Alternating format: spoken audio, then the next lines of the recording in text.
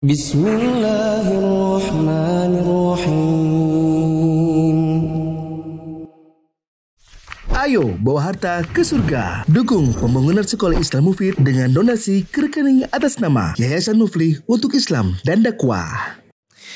Bismillahirrahmanirrahim. Assalamualaikum warahmatullahi wabarakatuh. Alhamdulillahi wa kafa, wassalatu wassalamu ala rasulillahi mustafa wa ala alihi wa ashabihi wa man iqtafa. Hadirin jamaah yang dirahmati Allah, kita bersyukur kepada Allah. Alhamdulillah alladzi bi ni'matihi tatimmus shalihat. Pada kesempatan malam hari ini kita bisa melanjutkan kembali pembahasan Ushulun fit Tafsir karya Syekh Muhammad Ibn Shalih Al-Utsaimin rahimahullahu taala. Kita pada pertemuan lalu membahas rujukan dalam menafsirkan Al-Quran atau maraji' fi tafsir Al-Quran. Hanya saja di pertemuan lalu tidak selesai. Kita baru sampai pada kalamus sahabah. Maaf, tabi'in ya. Kita ulang dulu sedari awal bahwa rujukan tafsir Al-Quran itu ada beberapa. Yang pertama adalah kalamullah, yang berarti Al-Quran ditafsirkan dengan Al-Quran. Al-marji' fi tafsiril Quran, atau rujukan dalam menafsirkan Al-Quran. Yang pertama adalah kalamullah, yang berarti maksudnya adalah Al-Quran ditafsirkan dengan Al-Quran. Yang kedua adalah kalamu Rasulillahi sallallahu alaihi wasallam, yang artinya Al-Quran itu ditafsirkan dengan sunnah. Yang ketiga adalah ditafsirkan dengan kalamus sahabah.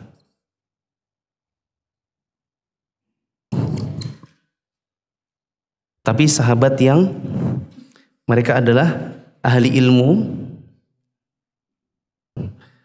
ya, atau zawawul ilm, atau mereka yang punya perhatian ya, i'tanau dengan tafsir.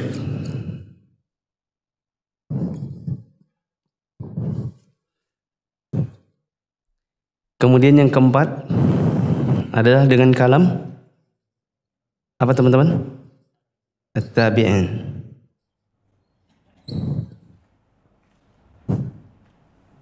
Kalam tabi'in yang mana? Yang mereka adalah ahli ilmunya, tazawwul ilm, atau mereka yang belajar dari tafsir sahabat. Ya. Yang mereka belajar dari bi tafsir sahabat.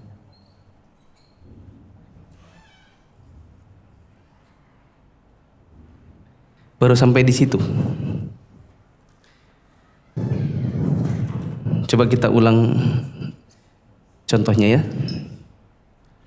Atau saya bacakan versi Indonesianya saja biar tidak lama. Rujukan tafsir Al-Quran adalah sebagai berikut. Yang pertama adalah kalamullah ta'ala. Artinya Al-Quran ditafsirkan dengan Al-Quran juga. Hal ini dikarenakan Allah subhanahu wa ta'ala yang menurunkan Al-Quran, dan Allah yang paling mengetahui makna perkataannya sendiri. Contoh cara ini, cara menafsirkan Quran dengan Quran ada banyak. Contohnya firman Allah di surat Yunus ayat 62. Allah bilang, ketahuilah bahwasanya wali-wali Allah itu tidak ada rasa takut dan tidak pula mereka bersedih hati. Kalau ditanya siapa itu aulia Allah atau wali-wali Allah, maka ditafsirkan dengan ayat yang setelahnya, yaitu surat Yunus 63 alladzina amanu wa kanu yattaqun. Aulia Allah itu adalah orang yang beriman dan yang bertakwa. Bukan sebagaimana yang disangka sebagian orang, wali-wali Allah itu adalah yang punya keluar biasaan khusus, yang dianggap orang sebagai orang-orang sakti. Selanjutnya firman Allah di surat At-Tariq ayat 2. Allah bilang, "Wa ma adraka mat-tariq." Apa yang kalian ketahui tentang At-Tariq? Lalu Allah tafsirkan At-Tariq itu di ayat yang setelahnya. At-Tariq itu adalah An-Najmut Tsaqib, yaitu bintang yang cahayanya menyilaukan. Jadi ayat Quran penafsirannya dilihat dari Quran juga. Contoh yang lain di surat An-Nazi'at ayat 30. Allah bilang, "Wal arda ba'da dzalika dahaha." Dan bumi itu setelahnya dihamparkannya. Dahaha. Apa maksudnya dahaha? Ditafsirkan dengan dua ayat setelahnya, yaitu akhraja minha ma'aha wa mar'aha wal jibala arsaha. Maksudnya adalah Allah mengeluarkan dari bumi itu air dan tumbuhan-tumbuhannya, dan dia menegakkan gunung-gunungnya. Ini contoh ayat ditafsirkan dengan apa teman-teman? Dengan ayat juga. Contoh Quran ditafsirkan pakai sunnah. Ada di surat Yunus ayat 26. Allah bilang, bagi orang yang berbuat baik ada pahala dan tambahannya. Apa maksudnya tambahannya? Dijelaskan di dalam hadis Nabi SAW dalam beberapa riwayat. Yaitu maksudnya adalah melihat wajah Allah. Sebagaimana disebutkan dalam Sahih Muslim, kata Nabi SAW, maka tabir pun disingkap dan mereka para penghuni surga tidak diberi sesuatu yang lebih mereka cintai melebihi karunia dapat memandang Rabb mereka Azza wa Jal. Kemudian Nabi membacakan ayat Yunus 26 tadi. Seolah-olah maksudnya ziyadah atau tambahan itu adalah melihat wajah Allah. Ini saya nggak usah panjang lebar lagi ya, karena ini cuma murojaah. Siapa tahu dari teman-teman ada yang minggu lalu tidak hadir, kok agak berat ya, kok bingung ya. Mungkin karena saya hanya sekedar review cepat, tidak seperti minggu lalu.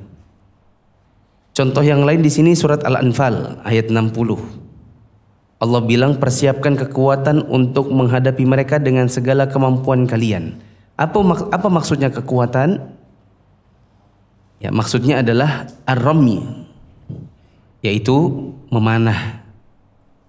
Hanya saja minggu lalu saya sebutkan bahwasanya sebagian ulama memang mereka menafsirkan kekuatan di dalam ayat ini adalah memanah, tetapi keutamaannya bisa mencakup segala hal yang di dunia di zaman sekarang adalah bagian dari persiapan jihad. Seperti menembak. Apalagi selain menembak? Bikin senjata. Ya. Mempelajari ilmu-ilmu yang berkenaan dengan strategi perang. Itu segala bentuk kekuatan di zaman sekarang. Kemudian kalamus sahabah. Kata penulis, la siyama dzawul ilm minhum wal inayati bit tafsir. Yaitu mereka yang dari kalangan sahabat Nabi yang ahli ilmu dan yang menekuni bidang tafsir. Karena ada sebagian dari sahabat Nabi, mereka tidak bisa dijadikan sebagai rujukan tafsir lantaran kegiatan mereka yang tidak sebagaimana sahabat-sahabat yang mereka qurra atau para ahlinya Nabi. Seperti sahabat-sahabat Nabi yang mereka badui. Yang dijadikan sebagai rujukan dalam tafsir adalah yang mereka ahli ilmu dan yang mereka punya perhatian dan menekuni bidang tafsir.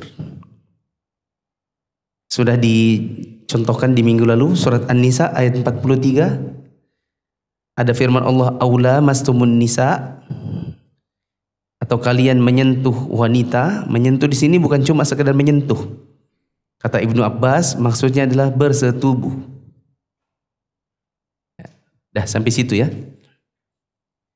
Mari kita baca ulang untuk D atau dal.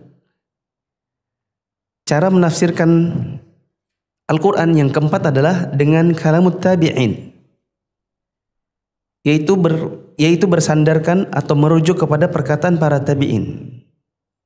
Tabi'in banyak, tabi'in yang mana? Kata penulis, alladzina a'tanau bi akhdhi tafsiri 'ani sahabati radhiyallahu anhum. Yaitu perkataan para tabi'in yang menekuni bidang tafsir dari para sahabat radhiyallahu anhum. Ya, dari kalangan para tabi'in yang mereka belajar ilmu tafsir langsung dari para sahabat. Ini yang dijadikan rujukan. Karena tabi'in tidak semuanya paham bidang tafsir. Karena ada tabi'in di zaman dahulu mereka tidak getol di bidang ilmu. Tapi mereka hidupnya di medan jihad. Mereka tidak dikatakan sebagai ahli di bidang ilmu, tapi mereka adalah orang-orang yang mereka mujahid-mujahid. Ya, jadi tidak sempat belajar kepada para sahabat. Kenapa kita bisa mengambil perkataan para tabi'in sebagai rujukan dalam tafsir? Kata penulis, li'anna tabi'ina khairun nasi ba'da sahabati. Ini dikarenakan para tabi'in merupakan golongan manusia terbaik setelah para sahabat. Wa aslamu minal ahwa mimman ba'dahum. Dan para tabi'in itu lebih selamat dari hawa nafsu atau lebih selamat dari kepentingan dibandingkan dengan orang-orang yang datang setelah mereka.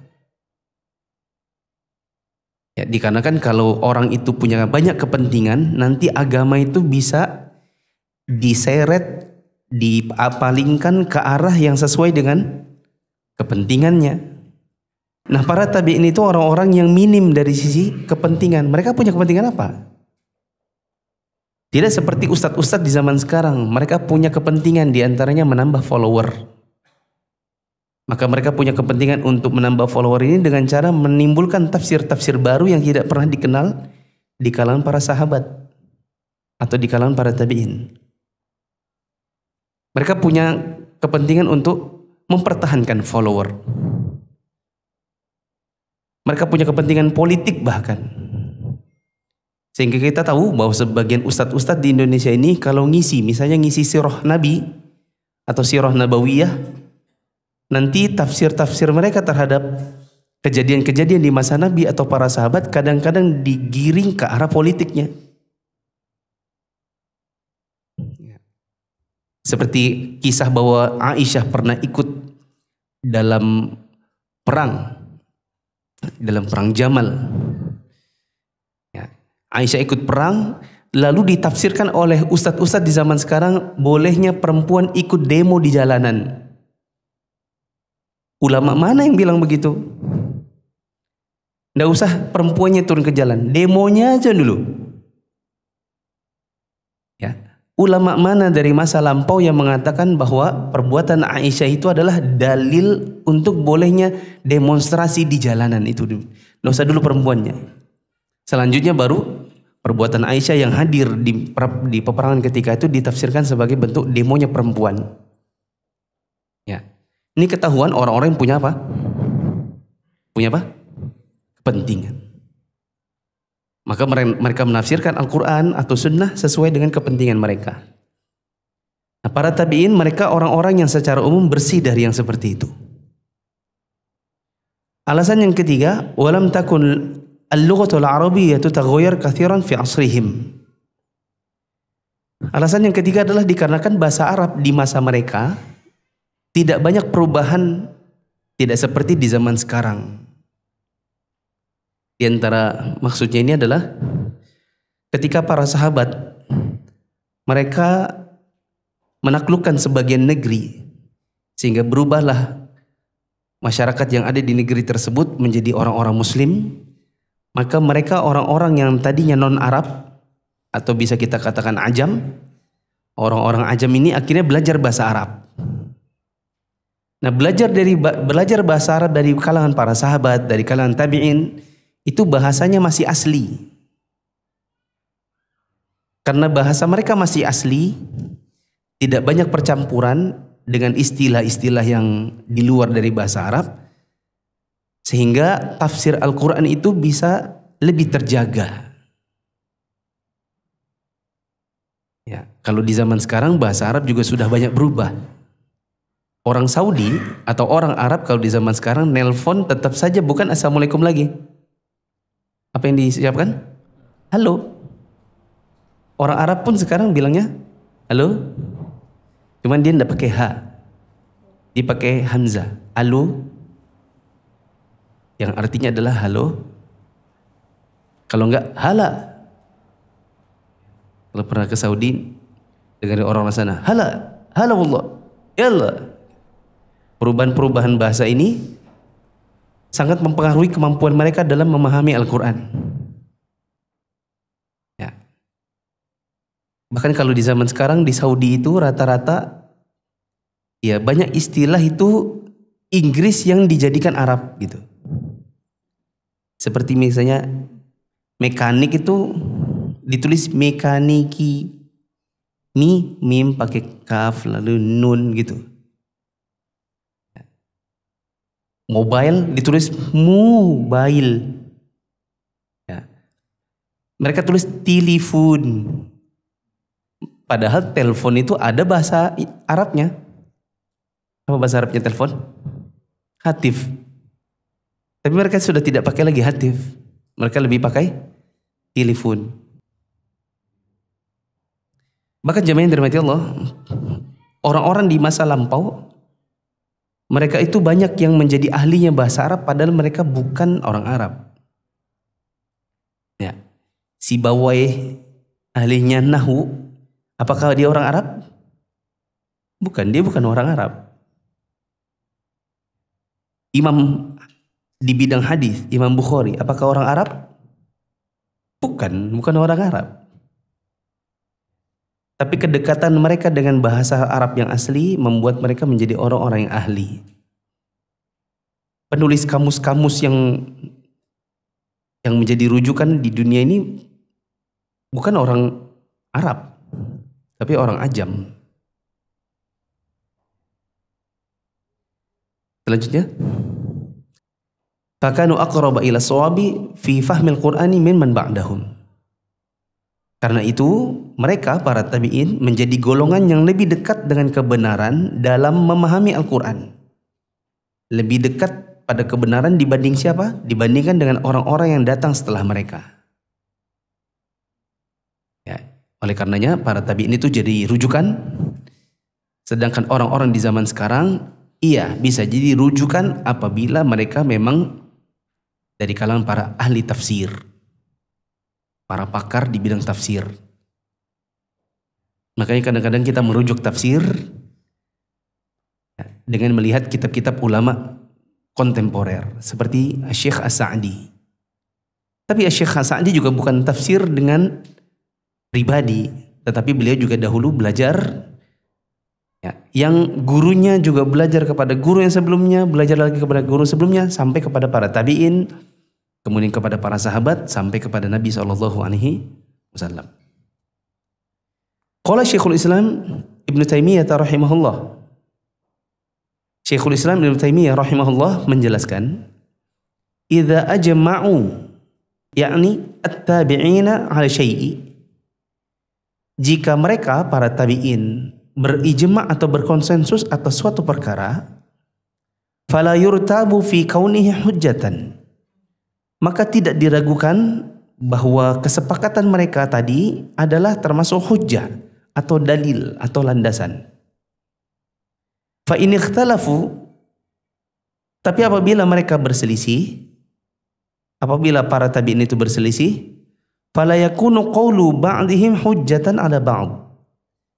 Maka perkataan sebagian dari mereka tidak bisa dipakai untuk menjadi hujjah dalam rangka membatalkan atau menyalahkan pendapat sebagian mereka yang lain.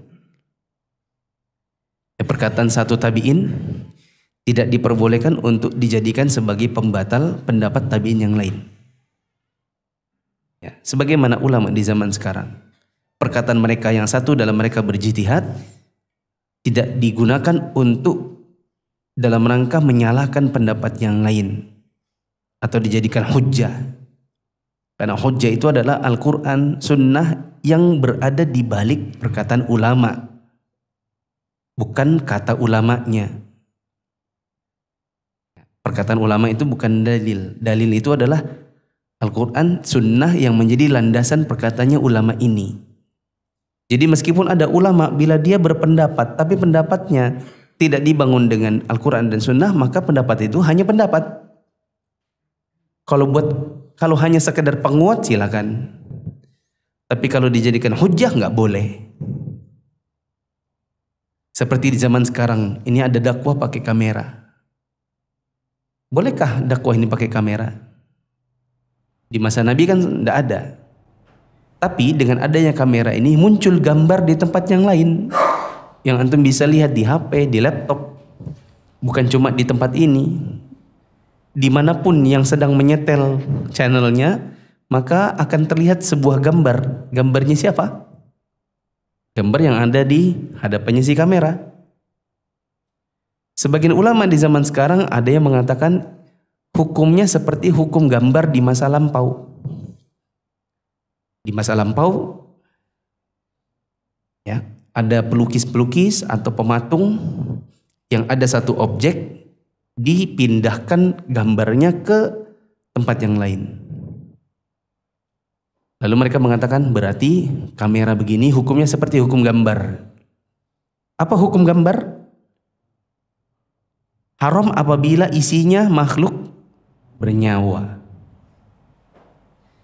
Sebagian ulama yang lain mengatakan di masa lampau orang menggambar itu pakai tangan manual, sehingga tidak dimungkinkan sama persis antara yang ada di gambar dengan yang ada di asli.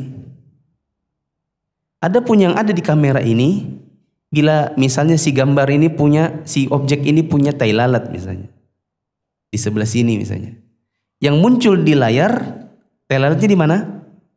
Ya di situ. Berarti ini ada sesuatu yang sifatnya sama persis.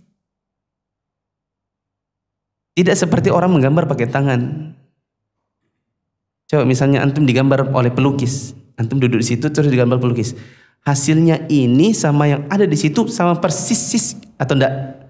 Enggak. Sedangkan pakai kamera ini yang ada di sini dengan yang ada di laptop atau di HP sama persis atau enggak? Sama. Berarti ini lebih dekat kepada hukum cermin, bukan hukum gambar. Ya.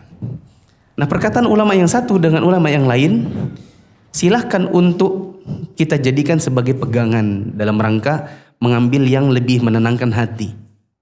Tapi tidak boleh dalam rangka untuk membatalkan satu pendapat, menyalahkan yang lain, dalam rangka untuk kemudian memusuhi. Apalagi kalau ditanya lagi, ini masalahnya fikih kah, masalah akidah kah? Ya, ini masalah fikih dakwah, masalah wasilah. Maka tidak boleh dalam rangka untuk menghakimi orang yang sifatnya menyalahkan dengan satu pendapat, menyalahkan pendapat yang lain.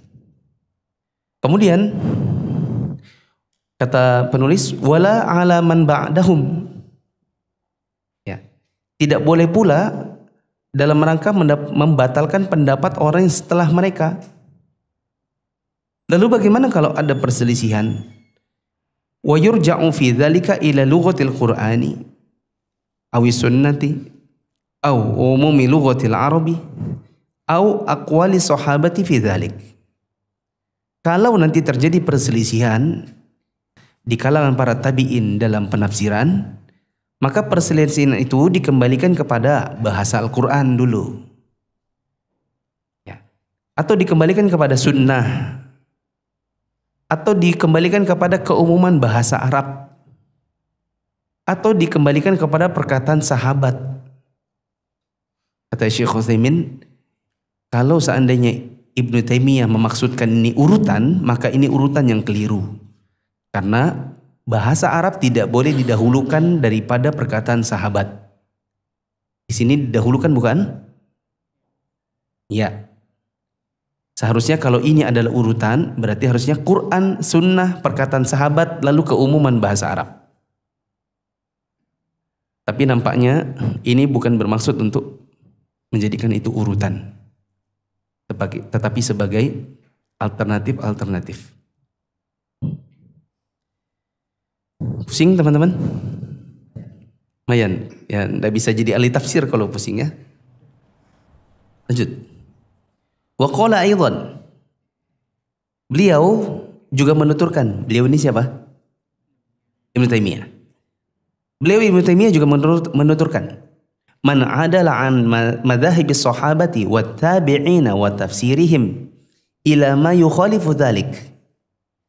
Barang siapa menyimpang dari mazhab para sahabat, tabi'in dan tafsiran mereka, lantas mengambil yang justru menyelisihi mereka, kana mukhti'an fi dzalik, maka orang itu telah salah. Bal mubtadi'an, bahkan dia bisa dijadikan sebagai seorang mubtadi' atau ahli bid'ah.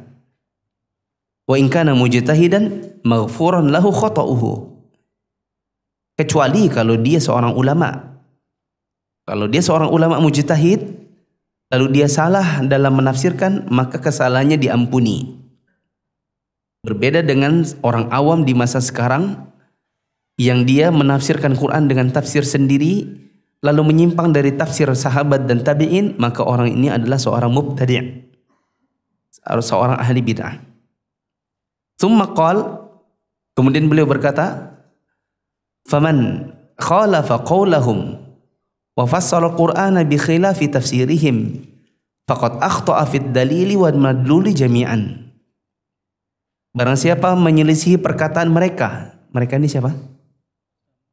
Sahabat dan tabi'in, dua-duanya. Lalu mereka menafsirkan Quran dengan tafsir yang bertentangan dengan tafsir mereka, para sahabat dan tabi'in, maka orang itu telah salah, dan salahnya ini semuanya sekaligus, baik dalam dalil maupun madlul, yaitu apa yang dimaksud oleh dalil. Dua-duanya semuanya jadi salah. Saya singkat dua paragraf ini, kata Ibnu Taimiyah, ada tafsir sahabat Nabi, ada tafsir tabi'in. Bila ada orang di belakang hari datang, dia menafsirkan ayat yang justru tafsirannya menyelisihi para sahabat, menyelisihi para tabi'in, maka orang ini salah. Bahkan kalau sengaja, maka orang ini dikatakan seorang mubtadi'. Kecuali kalau ulama ahli ijtihad. Kalau ulama ahli ijtihad, maka dia disalahkan tetapi dia dapat uzur, bahkan dia dapat satu pahala ya, karena dia berijtihad dengan ilmunya, tapi dia salah. Salahnya ini nanti kalau dikatakan salah dalam tafsir sahabat dan tafsir tabi'in, dia salahnya dalam apa? Pertama, dalam dalil, salah pakai dalil. Yang kedua, salah dalam mengambil manfaat atau makna dalil. Jadi pakai dalil yang salah dan pakai pendalilan yang salah. Ya. Seperti contoh yang sudah sering saya bawakan, firman Allah Ta'ala, faqatulu anfusakum dzalikum khairul lakum 'inda barikum fataba 'alaikum. Bunuhlah diri kalian, itu lebih baik bagi kalian di sisi Tuhan kalian, dan Tuhan kalian akan menerima taubat kalian. Orang di zaman sekarang ada yang melakukan pengeboman di gereja, di kafe-kafe, di hotel-hotel yang mereka anggap itu bagian dari Amerika. Mereka bawa bom ke sana, lalu mereka bunuh diri mereka dengan bom tersebut yang ditempelkan pada badannya pakai ayat ini.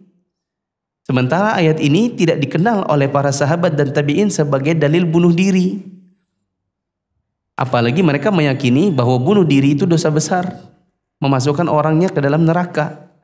Jadi salahlah orang-orang yang bunuh diri ini, baik dalam dalil maupun kandungan dalil. Ayatnya yang dia pakai salah, cara dia memahami dan kandungan yang di dalam ayat itu juga salah jadinya. Ya. Jadi kalau ada orang melakukan bom bunuh diri, kita bilang kamu salah. Siapa gurumu? Aku diajakin gurumu mubtadi'. Loh kenapa? Karena dia membuat tafsiran yang tidak dikenal oleh sahabat dan tabi'in. Sampai sini bisa dipahami? Bisa atau enggak? Oh enggak bisa, kita berhenti sudah. Bisa. Lanjut. Yang kelima, rujukan yang berikutnya H itu E. Kalau di dalam bahasa Arab, tulisan Arab tuh A B C D E itu bukan alif ba ta sa jim, tapi alif ba jim dal ha. Itu A B C D E. H atau E, rujukan yang kelima berarti taqtadihil kalimatu minal ma'ani asy-syar'iyyati awil lughawiyyati hasab as-siyaqi. Rujukan yang kelima adalah dilihat dari kandungan makna syar'i.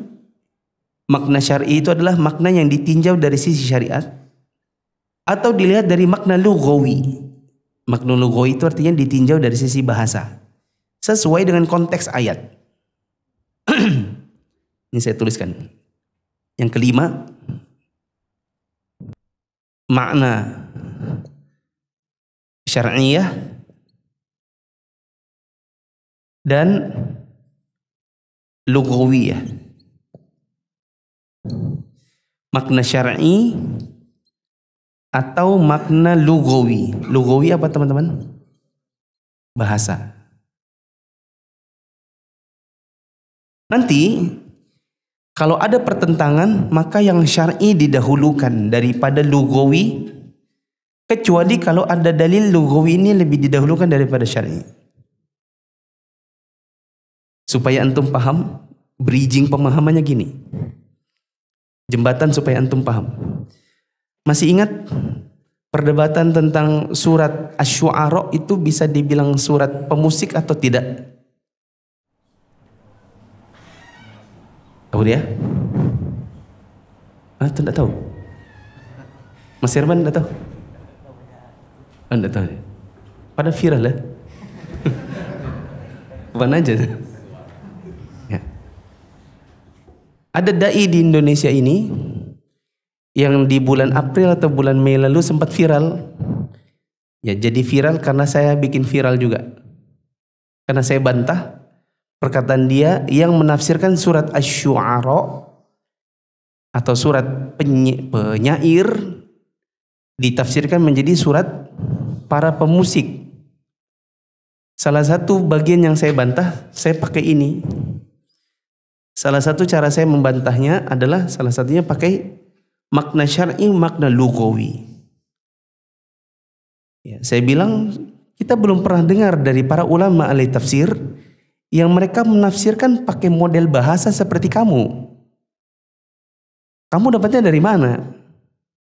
Kamu maknai penyair itu menjadi pemusik. Itu dapatnya dari mana? Oh, ternyata dari sebuah buku yang ternyata dikarang oleh seorang pendusta bernama Al-Mas'udi. Bayangkan orang ini menjadikan agamanya dirujuk dari buku seorang pendusta. Seorang Syiah pendusta namanya Al-Mas'udi. Kitabnya berjudul Mirwajuz Zahab. Ya, yang saya bantah adalah kalau ada makna syar'i dan ada makna lughawi, maka makna syar'i didahulukan. Kecuali kalau ada dalil yang mengatakan bahwa lughawinya didahulukan. Dan Asy-Syu'ara di masa Nabi kalaupun ada penyair itu nggak pakai alat. Ya syair ya syair, pemusik itu beda lagi. Kok disamakan? Ya. Ini yang saya jadikan sebagai salah satu bantahan waktu itu. Ya Asy-Syu'ara ya penyair. Pemusik itu pakai alat. Makanya di dalam Islam syair itu boleh. Asalkan bait-baitnya tidak mengandung kemaksiatan. Tapi kalau musik, meskipun isinya adalah ibadah, dengan alat musik tetap dia adalah sesuatu yang diharamkan. Ya. Kenapa kita bisa merujuk kepada makna syar'i dan makna lughawi? Teman-teman, sebelum saya lanjut, kita pasang di ini ya, di otak. Makna itu makna syar'i, makna lugawi. Kalau syar'i berarti sisi syariat, kalau lugawi berarti makna sisi bahasa. Jadi saya tidak perlu lagi nanti mengulang syar'i itu apa, lugawi itu apa. Pokoknya di ingatan ini dibagi dua seperti itu. Baik. Apa dalilnya bahwa kita bisa menafsirkan Quran setelah pakai Quran juga, pakai sunnah, pakai perkataan sahabat, pakai perkataan tabi'in, kita bisa jadikan makna bahasa dan makna syar'i sebagai rujukan. Dalilnya adalah firman Allah Ta'ala di surat An-Nisa ayat 105. Di qaulihi ta'ala, dalilnya berdasarkan firman Allah Ta'ala, Inna anzalna ilaikal kitaba bil haqqi litahkuma bainan nasi bima arakallah. Kata Allah Subhanahu wa Ta'ala, sesungguhnya kami turunkan kepadamu kitab ini dengan membawa kebenaran, supaya engkau memutuskan perkara di antara manusia berdasarkan apa yang Allah wahyukan kepadamu. Berdasarkan ra'yu atau berdasarkan pendapat yang Allah wahyukan atau Allah perlihatkan kepadamu. Juga firman Allah di surat Az-Zukhruf ayat 3. Allah mengatakan, Inna ja'alnahu Qur'anan Arabiyyan la'allakum ta'qilun. Allah berfirman, sesungguhnya kami jadikan Al-Quran ini dalam bahasa Arab agar kalian memahaminya. Surat Az-Zukhruf ayat 3. Kemudian juga firman Allah Ta'ala, wa ma arsalna mir rasulin illa bilisani qaumihi liyubayyina lahum. Surat Ibrahim ayat 4. Ya, firman Allah Ta'ala, tidaklah kami mengutus seorang rasul melainkan dengan bahasa kaumnya, supaya ia dapat memberikan pelajaran yang terang kepada mereka. Maka ayat-ayat ini menunjukkan bahwa Al-Quran itu bisa dilihat dari sisi makna, antara makna syar'i dengan makna lugawi atau bahasa. Contohnya gini, teman-teman. Firman Allah, di sebagian firman Allah ada kata-kata sodakoh, tapi kita tidak memaknainya seperti makna bahasa Indonesia. Karena kalau di Indonesia, sedekah itu yang bebas. Mau berapapun, kapanpun, ya kan? Sedekah kan begitu ya? Sedangkan di dalam ayat ada sebagian kata sodakoh maksudnya bukan sedekah, tetapi maksudnya zakat. Bedanya di mana? Kalau zakat itu ada waktunya, ada besarannya, ada cara ngitungnya. Kalau sedekah kan bebas ya Pak? Kalau sedekah hari Jumat, kalau ada kotak celengan berjalan, meskipun itu salah ya. Harusnya kalau lagi khutbah, celengannya harusnya nggak boleh jalan. Ya. Tapi anggaplah ada kotak berjalan. Ya. Terus ada orang masukin, ada yang 10.000, 100.000, 20.000, boleh nggak? Maksud saya boleh ini jumlahnya. Kan nggak boleh takmirnya bilang gini, maaf hari Jumat ini harus semuanya 20.000. Nah, ketentuan kami semua 20.000, nggak boleh, karena yang namanya sedekah itu bebas. Tapi kalau zakat nggak boleh bebas. Zakat itu ada hitungannya, nggak boleh. Aku 1% aja, aku mau 10% aja, aku mau 2% aja, nggak boleh. Ada hitungannya. Ya, jadi kita tidak bisa makna itu dengan makna Indonesia atau makna bahasa, apalagi bahasa Indonesia ya. Bahasa Arab nggak bisa, tetapi harus dengan makna syar'i. Tapi kita lihat sini supaya tambah antara dua, tambah paham atau tambah pusing. Kata penulis, fa in ikhtalafa al-ma'na asy-syar'i wal-lughawi ukhidha bima yaqtadihi syar'i. Jika terjadi perbedaan antara makna syar'i dengan makna lughawi, maka yang digunakan adalah makna yang dituntut syariat, alias makna syar'i. Kenapa begitu? Li'anna al-Qur'ana nazala li bayani syar'i, la li bayani lughah. Ini dikarenakan Quran itu turun untuk menjelaskan syariat, bukan menjelaskan soal bahasa. Illa ayyakuna hunaka dalilun yatarajjahu bihil ma'na lughawiyyu fayu'khadhu bihi. Kecuali Apabila ada dalil yang ternyata menguatkan makna lughawi, barulah dalam kondisi begitu lughawinya yang digunakan. Mithalu makhtalafa fihi al-ma'nayan wa qaddima syar'i. Contoh kasus di mana ayat ada makna syar'i, ada makna lughawi, tapi yang dikedepankan syar'i. Contohnya firman Allah Ta'ala tentang orang munafik. Di surat At-Taubah ayat 84. Allah bilang, wala tusalli ala ahadim minhum mata abada. Allah bilang, janganlah kamu sekali-kali mensolati orang dari mereka yang sudah mati, seorang pun. Allah larang mensolatkan orang yang mati dalam kondisi munafik nifak akbar. Ya. Nah, solat di sini apa maksudnya? Kata penulis, fasolatu fil lughati ad-du'a. Kalau dilihat dari sisi bahasa, solat itu artinya doa. Wa fi syar'i huna al-wuqufu 'ala al-mayyiti lid-du'ai lahu bi sifatin makhsusah. Tapi kalau dilihat dari sisi syariat, maksudnya solat di sini adalah berdiri di dekatnya si mayit dalam rangka mendoakan dengan tata cara khusus, alias solat jenazah. Jadi as-solah itu bisa artinya doa, bisa jadi artinya ya solat. Nah, konteksnya ayat ini kita dilarang itu apa? Dilarang mensolatkankah atau dilarang mendoakan orang munafik? Nah, di sini disebutkan fayuqaddamul makna syar'i. Dalam ayat ini makna syar'i yang dikedepankan. Berarti yang dilarang adalah solat pakai ayat ini. Adapun mendoakan itu nanti pakai ayat yang lain lagi. Tapi pakai ayat ini adalah solat. Kita dilarang untuk mensolatkan jenazahnya. Kenapa demikian? Li'annahul maqsudu lil mutakallimi al-ma'hudil mukhatabi. Dikarenakan memang inilah makna yang diinginkan oleh Allah yang berbicara, sesuai dengan makna yang umum dilakukan oleh orang yang diajak bicara, yaitu manusia. Biasanya mereka mensolatkan orang. Wa amma man'ud du'ai lahum ala wajhil itlaqi famin dalilin akhar. Terus apakah kita dilarang mendoakan atau boleh malah mendoakan orang munafik? Jawabannya, larangan untuk mendoakan orang munafik juga ada. Tetapi bukan dalil yang ini, tapi dalil yang lain lagi. Azan dulu.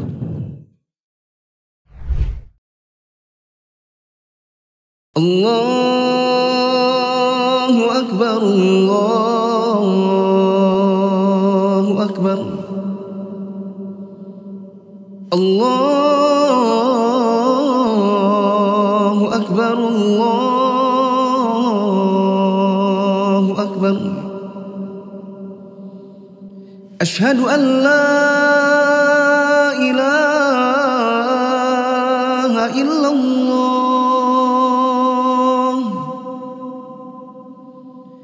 Asyhadu an la ilaha illallah.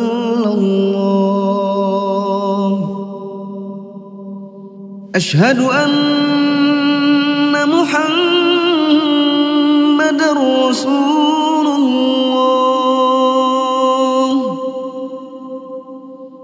Asyhadu anna Muhammadar Rasulullah. Hayya 'alas salah.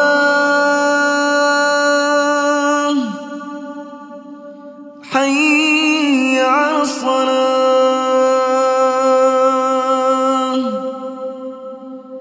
Hayya 'alal falah.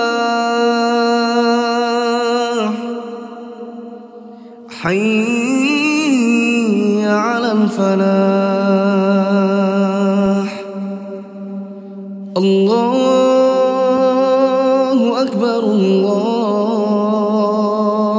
Akbar. La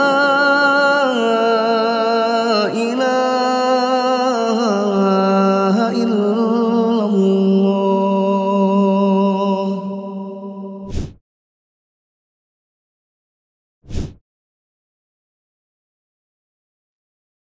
Perhatikan ke depan teman-teman. Allah bilang, janganlah tusolli untuk yang mati di antara orang munafik. Apa maksudnya tusolli di sini? Tusolli itu berasal dari kata as-shalah, dan as-shalah itu ada makna secara bahasa itu adalah doa. Ini yang lugawi. Sedangkan secara syar'i as-shalah adalah salat yang kita tahu. Ini yang syar'i. Makna syar'i, makna bahasa. Salat ya udah tahu kan semua salat yang mana? Kalau mati berarti salat apa maksudnya? Salat jenazah. Nah, di dalam ayat ini karena konteksnya adalah mati,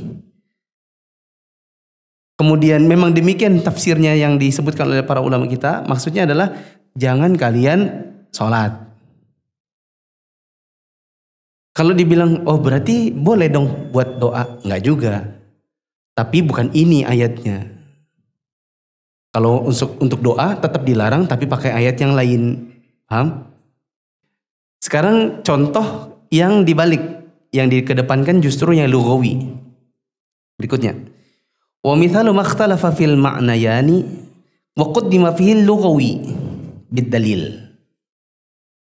Contoh ayat yang di dalamnya ada perbedaan antara makna syar'i dan lugawi, tetapi yang dikedepankan adalah makna lugawi karena didukung dalil. Qauluhu ta'ala, contohnya adalah firman Allah Ta'ala, khudh min amwalihim shadaqatan tutahhiruhum wa tuzakkihim biha wa shalli 'alaihim. Surat At-Taubah 103. Allah bilang, ambillah zakat dari sebagian harta mereka, dengan zakat itu kamu membersihkan dan mensucikan diri-diri mereka dan sholilah untuk mereka. Apa maksudnya sholi di sini? Balik lagi, sholi itu dari sholah. Sholah itu bisa bermakna doa, bisa bermakna sholat. Nah, berarti ayat ini pakai yang mana? Masa iya begini?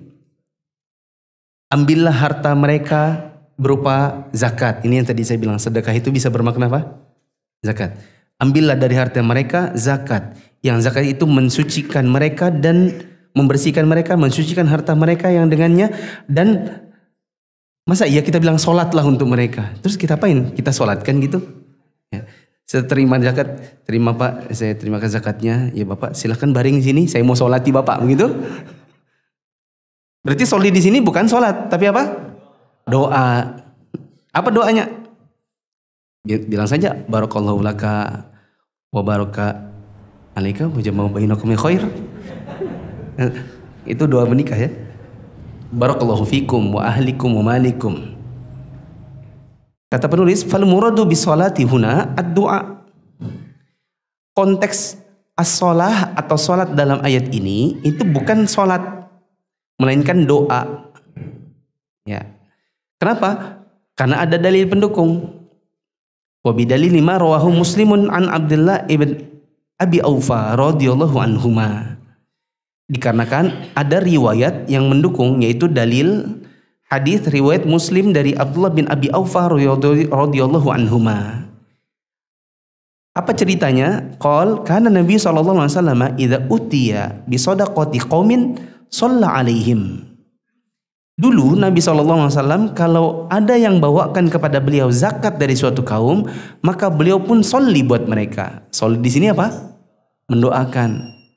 Fa'atahu abi bi shadaqatihi. Maka suatu hari ayahku datang bawa zakatnya. Maka beliau pun berdoa, Allahumma sholli ala ali Abi Aufa. Rasulullah kemudian mendoakan dan bukan mensolatkan. Ya. Bukan bapakku disuruh baring situ, saya sholatin. Enggak gitu. Tapi Rasulullah langsung bilang, ya Allah berikanlah ampunan rahmat untuk Abu Aufa dan keluarganya Abu Aufa. Berarti di sini ini sama-sama sholli. Yang ayat yang tadi sholli, yang ini sholli juga. Tapi cara menafsirkannya, yang di sini pakai syar'i, sedangkan yang di bawah ini pakai lugawi. Cara taunya dari mana? Ya itu harus banyak-banyak baca kitab-kitab tafsir. Terakhir, wa amthilatu mattafaqa fil ma'nayani asy-syar'i wal lughawi katsiratun. Adapun ayat di makna syar'i dan makna lughawi semuanya sama, satu makna. Oh, contohnya ada banyak. Apa contohnya? Kas-sama'i wal ardi was-sidqi wal kadhibi wal hajari wal insani. Misalnya di dalam ayat kita dapati ada kata langit, bumi, jujur, dusta, batu, manusia. Maka ndak ada bumi itu secara syar'i itu apa, secara bahasa itu apa? Ndak. Semuanya ya antara lugawi dengan syar'i maknanya sama. Bisa dipahami? Semoga Allah mudahkan untuk kita semua memahami pelajaran ini, karena ini sebuah pelajaran yang sangat-sangat penting, apalagi untuk seorang dai, terkhusus lagi seorang dai yang mereka punya konsentrasi di bidang Quran. Subhanakallahumma wa bihamdika asyhadu an la ilaha illa anta astaghfiruka wa atubu ilaik. Assalamualaikum warahmatullahi wabarakatuh.